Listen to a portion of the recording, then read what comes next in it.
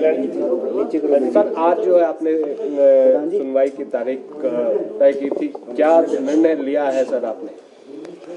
ऐसा है कि जैसा आपको मालूम है कि हमारे 3 जो माननीय सदस्य 14वीं विधानसभा के हैं, श्री होशियार सिंह जी देरा से और केएल ठाकुर नालागढ़ से और आशीष शर्मा हमीरपुर से, इन्होंने 22 मार्च को विधानसभा की सदस्यता से जो है वो रिज़ाइन किया और वो रेजिग्नेशन जो था 22 को हुआ, 23 को इन्होंने जो है भारतीय जनता पार्टी को ज्वाइन कर लिया और इसकी इंक्वायरी थी, बीच में चुनाव था।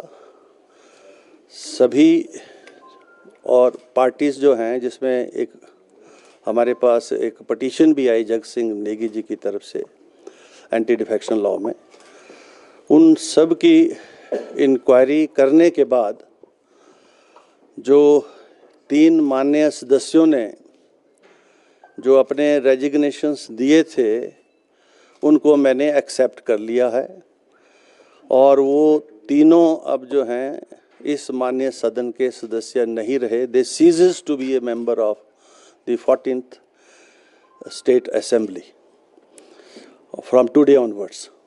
तो वो नोटिफाई हो जाएगा अभी और गजट में भी चला जाएगा। तो ये ऑर्डर मैंने अनाउंस कर दिया। क्या सर, दल बदल कानून के तहत कार्रवाई की है या केवल स्वीकार की गई? दोनों के ही निष्कर्ष सेम है। अगर आप रिज़ाइन कर रहे हैं, खुद दे रहे हैं, मेरे पास भी आ रहे हैं, सेक्रेटरी के पास भी आ रहे हैं, तो उसकी जो वॉलंटियरनेस और जेन्युइननेस है वो तो असर्टन हो जाती है। और उसके बाद जो दूसरी पटिशन जिसका जिक्र आप कर रहे हैं, जो एंटी डिफेक्शन लॉ में श्री जग सिंह नेगी जी ने दी, उसकी भी ब्रीफ इंक्वायरी हमने की है और उसके पर हियरिंग भी है। अभी उस पटिशन की अभी हियरिंग भी है, फाइनल हियरिंग भी है जिसको मैं जा रहा हूँ।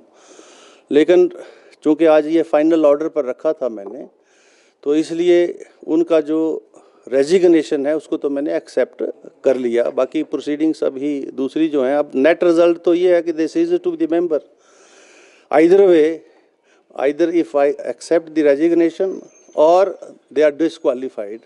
So this is a less harsh order which I am passing. Sir, अभी के लिए उनका इस्तीफा स्वीकार हो गया है, यानी वो अब सदन के सदस्य नहीं है। हाँ, सदन के एक्सेप्ट हो गया ऑर्डर जो है अभी आपको मिल जाएगा साइट के ऊपर। जो जगत सिंह नेगी की पटिशन है उस पर फैसला कब आएगा सर? आपने कहा कि फाइनल हियरिंग है उस पर। उसका जो ऐसा है ना, नेट रिजल्ट तो यही है कि they ceases to be a member of the 14th assembly. इस 14वीं असेंबली के वो सदस्य नहीं रहे, उनका चाहे आप रेजिग्नेशन एक्सेप्ट कर लो, चाहे उनको डिसक्वालीफाई कर दो। तो मैंने एक हार्श ऑर्डर नहीं पास किया है, बड़ा जो है लेस हार्श ऑर्डर पास किया। ये तो अब उसकी जो दूसरी पटिशन है वो इनफ्रक्चुअस हो जाती है और जो इससे पेंडिंग मैटर्स जहाँ कहीं भी होंगे इस रिलेटेड इश्यूज से, वो सारे इनफ्रक्चुअस हो जाएंगे।